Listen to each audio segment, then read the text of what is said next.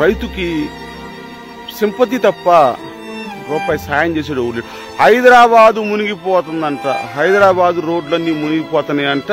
హీరోలు రాజకీయ నాయకులు పోయి చూసి రావటం, 10 రూపాయలు ఇవ్వటం, సన్నాలు వేసుకుని డబ్బులు ఇవ్వటం ప్రతి ఒక్కరు చేస్తున్నారు.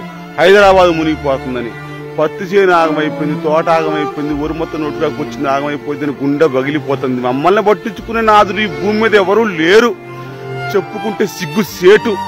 అర్థమైంది. మాకు ఒక కమిటీలు, యూనియన్లు, మాకిష్టం వచ్చిన రేట్లలో నిర్ణయించుకునే పద్ధతులు, మా రేటు మేము ఇంతవరకు ఈనాడు నిర్ణయించుకోలేము. మా బతుకులు అట్లా. ఇక పోతే మీకు అంతే కావాలి ఫ్రెండ్స్. ఇప్పుడు మార్కెట్లో ఒక్కొక్క దాన్ని చూస్తే టమాటా వచ్చేసి వచ్చే రేట్ ప్రతి ఒక్కటి కూడా రేటు ఫుల్ రేట్లు పెరిగింది. పప్పు, ఉప్పు, కందిపప్పు ఇంకా పెరగాల. టమాటా వచ్చేసి కేజీ 600, బియ్యం వచ్చేసి కేజీ 1000 రూపాయలు.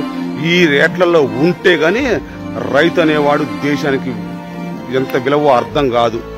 మీకు తెలిసిన అంతే. ఇప్పుడు అంతెందుకు ఫ్రెండ్స్, రైతు బిడ్డని, రైతు కూతుర్ని ఇంకో రైతు కొడుక్కే ఇవ్వట్ల. అలా అయిపోయింది మా జీవితాలు. నమ్మకోలేని జీవితాలు. దీని అమ్మ జీవితం చెప్పుకుంటూ సిగ్గుచేటు. ఇక పోతే బొచ్చడి రేట్లు. కేసీఆర్ గారు మొక్కజొన్న వేసుకోండి, పత్తి వేసుకోండి, లేకపోతే ఊకోమంటాడు. కోతులు, ఫుల్లు వర్షాలు, ఏది మార్కెట్లో రేట్ ఏది? పండిన భాగమైన పంటకు రేట్ లేదు. కనీసం వచ్చి ఏమన్నా చూసి, అధికారులు చూసి ఏమన్నా పేపర్లకి ఇస్తారంటే పట్టించుకునే నాదు లేడు. హైదరాబాద్ మునిగిపోతుంది. ఏముంది, హైదరాబాద్ మునిగిపోతే ఏమవుతుంది? మళ్ళీ తేరుతుంది, మళ్ళీ రోడ్లు ఎప్పటిలెక్క ఉంటాయి. కానీ ఈ పంటలు ఆగమైపోతే గుండె పగిలిపోతుంది. మా పరిస్థితి ఎలా ఉంది ఫ్రెండ్స్. రానున్న భవిష్యత్తులో రైతు అంటే పుస్తకాలలో ఇగో ఇలా ఉండేవాడు, ఇగో ఇలా చేసేవాడు ఒకప్పుడు రైతు అని చెప్పుకోవాలా. ఈరోజు సినిమా ఆడిషన్స్ కి, సాఫ్ట్వేర్లలో ప్రతి ఒక్కడు ఉద్యోగాల కోసం పెడుతున్నారు కదా, దాని ఇంటర్వ్యూలు. రైతు కోసం కూడా ఇంటర్వ్యూలు పెట్టే రోజులు వస్తాయి. గవర్నమెంట్ ఇలాగే ఉంటే ఖచ్చితంగా వస్తాయి. ఇగో రైతు రుణమాఫీ చేస్తామన్నారు, ఏది ఇంతవరకు రూపాయి చేయలేదు. గిట్టుబాటు ధర అన్నారు, ఏమీ లేదు. అదిగో ఇదిగో రైతు మా రైతు అన్నారు, ఎక్కడ ఏమి దాఖలా లేవు ఫ్రెండ్స్. అంతా వత్తది మాటలు బూటకం. ఘోరంగా ఉంది ఫ్రెండ్స్. అధిక వర్షాలు వచ్చి పరిస్థితి ప్రతి ఒక్క రైతుకు తెలుస్తుంది. బాధ, గుండె బాధ రైతు అన్నోడికి ప్రతి ఒక్కరికి తెలుస్తుంది. అసలు ఏమి రూపాయి మిగలదు. 7 ఘోరం. హైదరాబాద్ మునిగిపోయింది. పోండి. దేశంలో ఆత్మహత్యలు ఆగట్లేదు అంటే ఎందుకు ఆగుతాయి ఫ్రెండ్స్?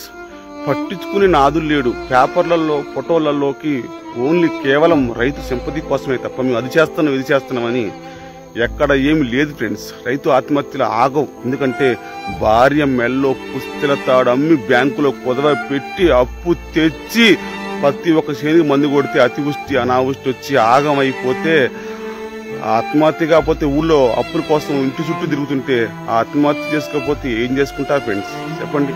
రైతు అయిపోయింది రైతు జీవితం. నిజం ఫ్రెండ్స్. రైతు అన్నోడికి ప్రతి ఒక్కరికి తెలుస్తుంది ఈ బాధ. ఈ సంవత్సరం దారుణంగా ఉంది ఫ్రెండ్స్. నేను వేసింది పత్తి, మిర్చి, వరియే. నాకే ఇన్ని బాధలుంటే కొన్ని వందల రకాల పంటలు వేశారు కొంతమంది. వాళ్ళ పరిస్థితి ఎలా ఉందో, ఇంకా దారుణంగా ఎలా ఉందో.